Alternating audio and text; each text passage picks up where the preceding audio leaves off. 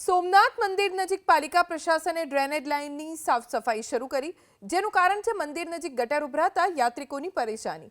Video પણ viral થયો હતો, જેને લઈને યુદ્ધના ધોરણે સફાઈ કામગીરી શરૂ થઈ અને મંદિર નજીક ગટરના ઢાંકણા ખોલી સફાઈ કરવામાં આવી।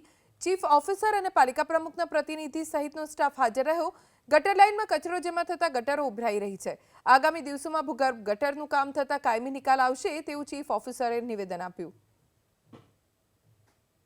આજુબાજુની પણ કુંભારવાડાના દિગ્વિજય દ્વારના પોઈન્ટ પાસે ઓવરફ્લોની સમસ્યા હોય। આ વિસ્તાર સૌથી નીચે ડેપ્થમાં આવેલો છે। અગાઉ જે ડ્રેનેજ લાઇન હતી એને રીરૂટ કરવામાં આવી, અલગ જગ્યાએ ડાયવર્ટ કરવામાં આવી છે। એને પરિણામે કુંભારવાડામાંથી પસાર થાય છે અને ક્યારેક એ વિસ્તારની અંદર જે શાક માર્કેટ ભરાય છે એ બધા નાગરિકો વગેરે ઘન કચરાની અંદર પ્રવાહી કચરાના ફોર્સ પર નિકાલના સ્થળે ઘન કચરો નાખે છે, એટલે આ પરિસ્થિતિ ઊભી થાય છે। અમે આખી લાઈન જેટિંગ મશીનથી સાફ કરી અને હવે જે મોટી લાઈનો છે એના પર સફાઈનું કામ ચાલે છે।